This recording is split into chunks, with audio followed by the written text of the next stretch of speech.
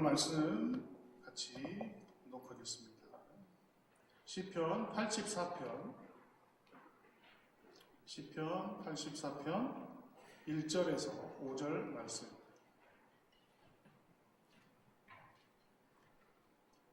시편 84편 1절에서 5절 말씀. 우리 한 목소리로 합독하도록 하겠습니다. 만군의 여호와여, 주의 전막이 어찌 그리 사랑스러운지. 내 영혼이 여호와의 궁정을 사모하여 내 마음과 육체가 살아계시는 하나님께 부르짖나이다. 나의 왕 나의 하나님, 만군의 여호와여, 주의 제단에서 참새로 제 집을 얻고 제비도 새끼들 보금자리를 얻었나이다. 주의 집에 사는 자들은 복이 있나니 그들이 항상 주를 찬송하리로라. 셀라. 주께 힘을 얻고 그 마음에 시온의 대로가 있는 자는 복이 있나이다. 아멘. 우리 함께 인사하도록 하겠습니다. 당신은 축복의 사람입니다. 네, 영상으로 예배 드리는데 혼자 드리실 수도 있잖아요. 그렇죠? 그럼 옆에 분에게 할 수 없으니까 자기 자신에게 하시면 돼요. 나는 축복의 사람입니다. 이렇게 다시 한번 인사하도록 하겠습니다. 당신은 축복의 사람입니다. 아멘. 네, 오늘 시편 84편 말씀은 고라 자손의 시 이렇게 되어 있습니다. 이 배경은 시편 42편, 43편 그 경우와 똑같습니다. 시편 42편, 43편의 그 배경은 다윗의 셋째 아들 압살롬의 반란을 통해서 다윗과 함께 요단강을 건너서 성전을 떠난 다음에 이 시를 쓰게 된 겁니다. 그래서 84편에 보면 강제로 성전에서 섬기다가 그 성전을 섬길 수 없는 상황이 되었을 때 이 시를 쓴 거예요. 지금 코로나 때문에 우리가 성전을 사모하고 있지만 성전에 나와서 예배드리기가 너무 어려운 시대가 됐죠. 이 고라 자손의 시에도 똑같은 마음이 있습니다. 근데 이 시에 하나님의 축복이 엄청 많이 있다는 거죠. 오늘 말씀을 통해서 하나님께서 우리에게 축복하실 것입니다. 이 시는 그래서 그러한 상황 속에서 예배의 가치가 얼마나 더 소중한지, 예배를 절실하게 드리고 싶은데 그 성전을 사모하는 마음으로 성전에 나와서 하나님의 말씀을 듣고 성전을 섬기고 싶은데 그럴 수 없는 상황에서 고라는 어떤 사람이냐면, 여기서 고라 자손이라고 되어 있는데, 고라라는 사람은 민수기 16장에 보면 레위 중손 고핫의 손자이며 이스라엘의 아들이고 그 사람이 바로 고라입니다. 근데 그 고라가 르우벤의 자손 엘리야의 아들 다단과 아비람과 벨렛의 아들 온이 이렇게 네 명이서 당을 짓게 된 거죠. 그리고 그 당을 지을 때 250명이, 그러니까 회중 가운데서 이름 있는 지휘관 250명과 함께 일어나서 모세와 아론에게 하족하다. 그때 하나님께서 땅의 입을 열어서 고라의 그 반역한 그 250명과 모든 사람들을 그 땅 속으로 묻어버리시다. 그 상황에서, 그러니까 모세를 반역했던 그 사람 중에 한 사람이 고라예요.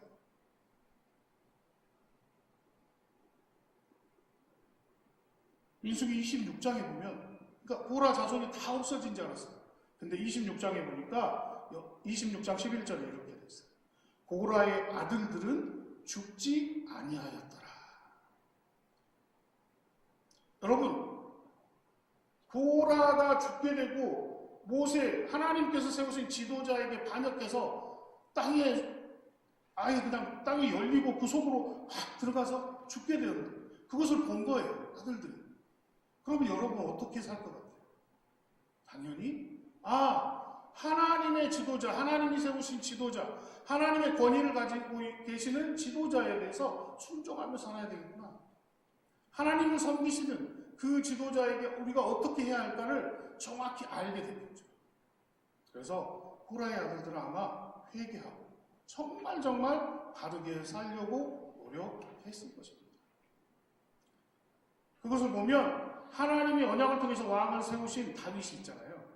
그 다윗을 지지하고 지켜주는 일들을 했었어요. 고라의 자손들. 사울에게 핍박을 받아서 시글락에 있는 그 다윗을 고라 자손들이 보여서 그를 보호하고 칼을 들고 다윗 왕을 지켰다. 이렇게 역대상 12장 6절의 말씀에 나와 있습니다. 그리고 고라 자손은 무슨 일을 했냐? 고라 자손 살롬의 맏아들 맏디디아라는 사람이 있는데 그 사람은 전병 굽는 일을 했어요. 그리고 고라 자손 중에 찬송하는 일을 한 사람도 있어요. 그리고 고라 자손 중에 성문을 지키는 역할을 하는 자손들도 있었다는 거예요. 그건 무슨 말이냐면 고라 자손들은 성전을 지키는 일들, 성전에서 섬기는 일들을 하는 자손으로 변했다는 거죠. 우리 오늘 84편 1절, 2절 한번 같이 볼까요? 자, 같이 읽겠습니다. 만군의 여호와여, 주의 장막이 어찌 그리 사랑스러운지요. 내 영혼이 여호와의 궁전을 사모하여 쇠약하며 내 마음과 육체가 살아계시는 하나님께 부르짖나이다. 아멘. 여러분, 성전이 아름다운 것은 그곳에 하나님의 임재가 계시기 때문입니다. 그냥 건물이 아름다워서 아름다운 것이 아니고 하나님의 임재가 그곳에 있기 때문에 성전이 아름다운 거죠. 이 시편 저자는 그래서 만군의 여호와여, 주의 장막이 어찌 그리 사랑스러운지. 내가 지금 그 주의 장막에서 예배드리지 못하고 섬기지 못하는 그 상황이잖아요, 지금. 근데 그것을 바라보면서, 아, 주님, 하나님, 그 성전이 얼마나 아름다웠는지. 그래서 2절에 그렇게 되어 있어요. 여호와의 궁정을 사모하다가 쇠약해졌나이다. 여러분, 여기 사모하다가 무슨 말인지는 거의 그냥 사모하다 그럼 다 알 수 있잖아요. 사모하는 것은 어느 정도냐면 그리워하다, 그리고 간절히 바라다, 열망하다, 이런 뜻이 있습니다. 그러니까 간절히 사랑하고 원하고 있다는 말이에요. 근데 그러다 보니까 몸이 어떻게 됐냐면 아주 쇠약해졌대요. 얼굴이 창백하고 몸이 시들어가는 그 상태를 말하고 있어요. 저는 상사병에 걸린 적은 한 번도 없어요. 물론 우리 와이프와 이렇게 데이트하는 그때는 좀 멀리 있어서 만나고 싶다 막 이럴 때는 있었지만 몸이 식음을 전폐하고 보고 싶어서 막 몸이 쇠약해진 적은 없어요. 근데 저는 모르는데 상사병이 아니면 밥도 못 먹고 물도 못 먹고 그냥 이렇게 한대요. 그래서 아예 쇠약해져요. 그런 것처럼 주님의 궁전을, 그 하나님을 섬겼던 그 장막에, 하나님의 궁정에 가서 예배를 드리고 하나님의 임재를 느끼고 싶고 찬양하고 빵을 굽고 성문을 지키는 그것을 하고 싶은데 그렇게 하지 못해서 애타다 몸이 쇠약해졌다. 여러분은 지금 그러고 계십니까?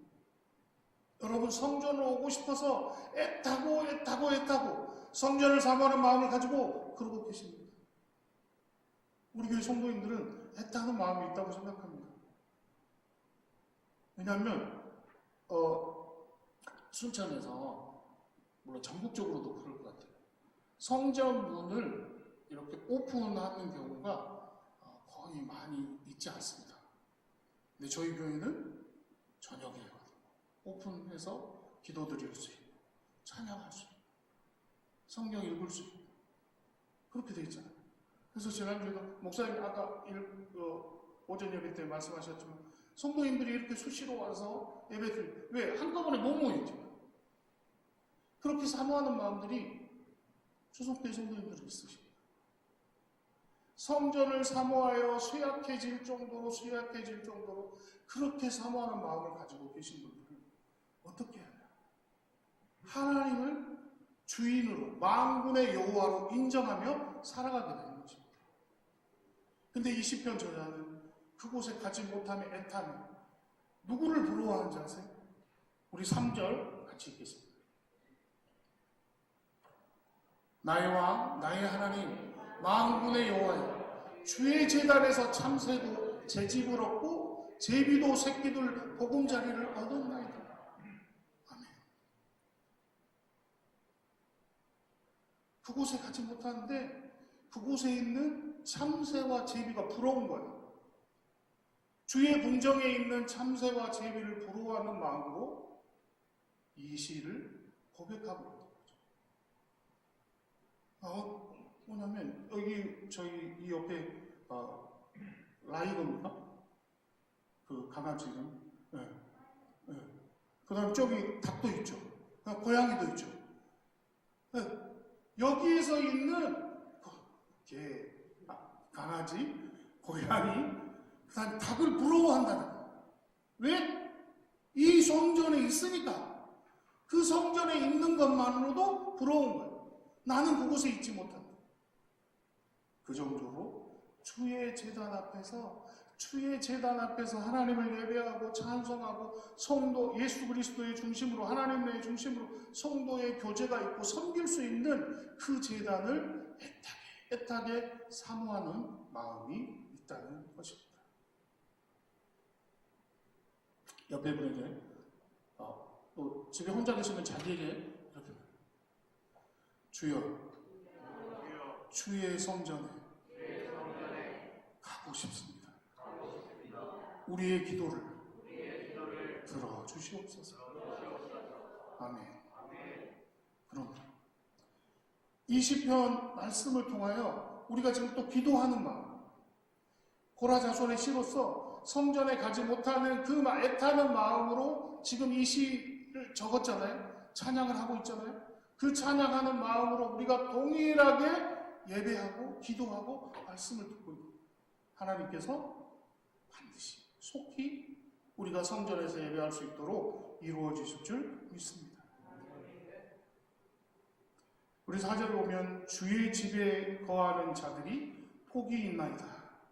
그러니까 참새도 집을 짓고 제비도 새끼들 둥지를 있는데 주의 집에 거하는 자들이 복이 있다. 왜냐하면 그 뒤에 말씀이 있어요.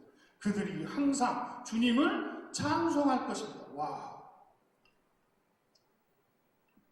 주의 집에 거하는 자들이 복이 있는데 그냥 이유가 없는 게 아니고 이유가 뭐냐면 항상 매일 언제나 주님을 찬송할 수 있다는 거예요. 여기서 찬송할 수 있다를 우리 요즘에 그 말로 표현한다면 예배할 수 있다는 거죠. 예배 드릴 수 있어요. 예배를 드리고 그리고 섬기는 일을 할 수 있어요.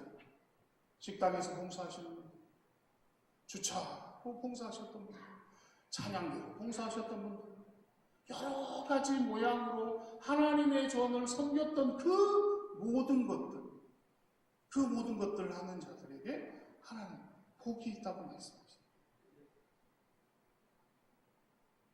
그리고 5절 말씀이 어떻게 되냐면 주 안에서 힘을 얻고 그 마음에 시온의 대로가 있는 자는 복이 있도다. 또 다시금 복에 대해서 말씀하고 계셔요. 여기서 시온의 대로는 뭐냐면 순례의 길을 말하는 거예요.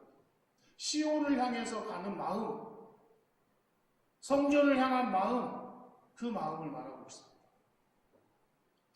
성전을 향해서 우리가 예전에 이제 공예배를 다 드릴 수 있었을 때 예배를 드리려고 하면 토요일부터 준비하고 또 헌금을 준비하시고 또 말씀을 이렇게 볼 수 있으면 말씀도 보고 또 기도를 하면서 주일을 준비하잖아요. 그리고 그날 주실 또 목사님을 통해서 주실 말씀을 기대하고 그 말씀에서 치유받고 힘을 얻고 다시금 일어날 수 있는 그것들을 기대하면서 우리가 가잖아요. 시온의 대로에 있는 자는 복이 있다. 여기에 예루살렘을 향해서 가는 그 시온의 길, 그게 그냥 쉽게 가는 길은 아니었던 것 같아요. 6절에 보시면 눈물의 골짜기를 지날 때 그들은 그곳에 샘이 되게 하고 이른비가 축복으로 덮었나이다. 이렇게 되어 있어요. 시온에 예루살렘으로 향해서 이렇게 걸어갈 때 물도 없을 수도 있고요. 바람이 막 부는 사막에서 그리고 예루살렘까지 올라가는 그 언덕길을 가면서 지칠 수도 있어요. 그 상황 속에서도 성전을 사모하는 마음으로 한 발 걸어갑니다. 시온을 향해서 걸어갈 때 이게 나의 힘으로 되어지는 것이 아니라고 또 이 시편 저자는 고백하고 있습니다. 우리 7절 같이 보겠습니다. 시작. 그들은 힘을 얻고 더 얻어 나아가 시온에서 하나님 앞에 각기 나타나리이다. 아멘. 우리가 어떤 우리의 의지로 우리의 건강함으로 가는 것 같지만 하나님께서 우리에게 축복하셔야 건강에 복을 주시고 우리 마음 가운데 시온을 향한 마음을 주셨어. 그리고 한 발 한 발 걸어가는데 가다 보면 이런 생각이 들 때도 있고 오늘은 쉬지 뭐 이런 생각이 오늘은 집안에 큰 일이 있는데 이렇게 쉴 수 있는 그런 상황일 수도 있지만 어떻게 해요? 하나님께서 그거 힘을 주셔서 하나 그걸 뭐라고 하냐면 믿음이잖아요. 믿음으로 이겨내서 가는 거예요. 어떠한 상황이 많이 있는데 그 상황을 이겨낼 수 있는 유일한 방법이 뭐냐면 믿음이에요. 오직 의인은 믿음으로 말미암아 살리라. 믿음의 사람은 바로 하나님께서 주신 힘으로 내가 살아가겠습니다 라고 고백하는 거예요. 순례의 길을 가면서 힘들고 어려운 상황이 됐지만 하나님께서 공급하신 힘이 있기에 나는 하나님 앞에 설 때까지 그 길을 멈추지 않겠습니다 라는 고백이죠. 그리고 그렇게 되다 보면 새 힘이 생기고 이름 위에 축복도 허락하신다고 말씀하고 계십니다. 우리 철로역정 그때 영화도 보고 또 지금 여기 있는데 갈 때까지 이렇게 영국으로 또 보여주시고 막 그랬잖아요. 그 철로역정을 지으신 분이 존 버년인데 그 존 버년이라는 분은 대장장의 아들로 태어났어요. 근데 영국에서 대장장의 아들로 태어났는데 초등학교밖에 졸업을 못한 거예요. 근데 멜이라는 개신교를 예수 그리스도를 구주로 고백한 그 자매와 결혼하게 되면서 복음의 전도자가 된 거예요. 그래서 어디를 가거나 예수 그리스도 복음을 전하고 막 살아요. 근데 찰스 2세, 영국 국왕 찰스 2세가 성공회를 국교로 만들면서 다른 기독교, 다른 개신교는 무조건 못하게 했어요. 집회를. 근데 존 버년은 했어요. 왜? 예수 그리스도를 자랑하니까. 복음을 들고 막 했어요. 그래서 잡혀가지고 12년 동안 옥살이를 했어요. 그 옥살이를 하면서 지은 일부가 바로 철로 역정 일부예요. 예수 그리스도의 복음을 전하다가 12년 동안 감옥에 있었는데 그 안에 하나님께서 주신 그 은혜가 있어서 그 은혜를 가지고 천국으로 향하는 길. 원래 제목은 필그림 프로그레스. 그러니까 순례자의 여정 이런 뜻입니다. 순례자의 여정. 이걸 이제 우리나라 말로 번역하니까 철로 역정. 천국에 이르는 길. 그 길은 쉽지 않았어요. 여러분, 순례자의 길 어렵습니다. 이 성전을 사모하고 있지만 이 성전에 와서 예배 드린다는 게 생각보다 쉽지 않습니다. 우리가 코로나가 아니어도 이 성전을 사모하고 오기가 힘든데 코로나 때문에 우리가 합리화시키고 핑계댈 거리가 우리 입에서 나온다면 우리가 회개해야 합니다. 우리가 나라에서 정한 규칙을 지키고 지금 모여서는 예배를 드리지 못하지만 사모하는 마음, 성전을 사모하는 마음은 계속 있어요. 그래서 시간이 될 때마다 성전에 와서 기도하고 찬양하고 성경 1장 읽고 만민이 기도하는 집이에요. 그 10절을 같이 읽겠습니다. 그래서 이렇게 고백합니다. 자, 같이 읽을까요? 주의 궁정에서의 한 날이 다른 곳에서의 첫날보다 나은지 악인의 장막에 사는 것보다 내 하나님의 성전 문지기로 있는 것이 좋사오니. 아멘. 세상에서 아무리 많은 세월을 지내고 예수 그리스도가 없고 하나님이 안 계신 곳에서 아무리 살아간들 그곳에는 은혜가 없고 축복이 없고 항시 힘들어요. 행복하지 않아요. 행복을 찾아서 막 다니는데 그 안에 행복이 있지 않아요. 이 시편 저자는 이렇게 한날 주의 궁정에서 있는 그 날이 세상에서 아무리 많은 세월을 지난 것보다 훨씬 저에게는 축복입니다. 그리고 차라리 성전 문지기로 있는 것이 저에게 축복입니다. 하나님 우리에게 이 고라 자손의 시를 통해서 어떠한 힘든 상황이에요. 힘든 상황은 모든 사람이 다 똑같아요. 근데 그 힘든 상황에서 성전을 사모하고 하나님의 예배를 갈급해하는 성도, 정말 거룩한 자가 하나님이 예배하는 자로 찾는 사람입니다. 신령과 진정으로 예배하는 그 예배자를 찾고 계시는데 그 예배자가 바로 여러분이 되시기를 소원합니다.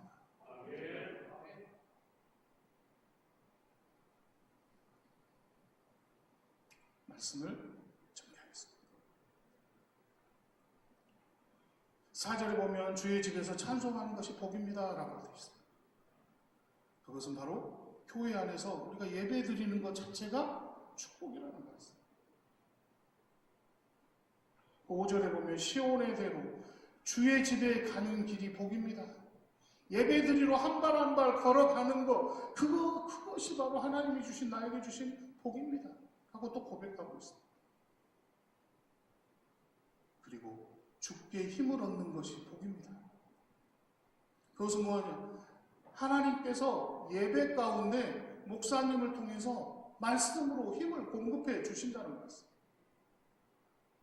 그 힘을 얻고 또 걸어가는 거예요. 그리고 10절에 보면 주의 집에 사는 것이 복입니다.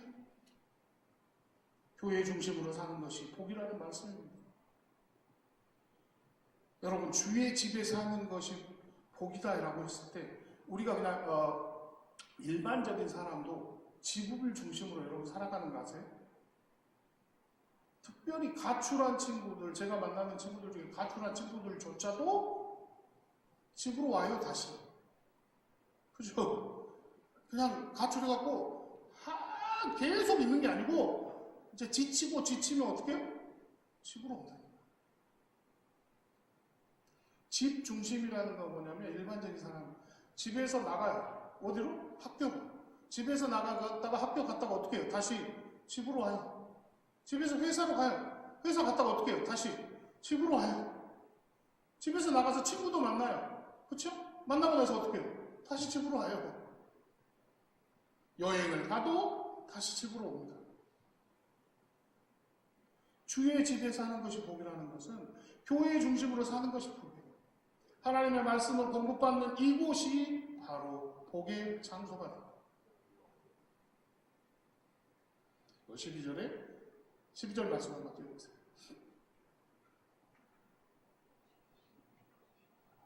12절. 자, 같이 읽겠습니다. 만군의 여호와여 주께 의지하는 자는 복이 있나이다. 아멘. 하나님을 의지하지 않고 나를 의지하고 재물을 의지하고 다른 것을 의지하는 사람이 복이 있는 것이 아니고 만군의 여호와 되신 그 하나님을 의지하는 사람이 바로 복된 사람이라는 것입니다. 하나님께서 말씀하시고 성전을 사모하고 순례의 길을 가면서 믿음으로 이겨내고 천국에 갈 때까지 믿음을 잃지 않고 하나님이 공급하신 힘으로 너는 하나님의 집까지 오너라. 이게 축복입니다. 바로 하나님께서 저와 여러분 오늘 말씀하시는 겁니다. 기도하겠습니다.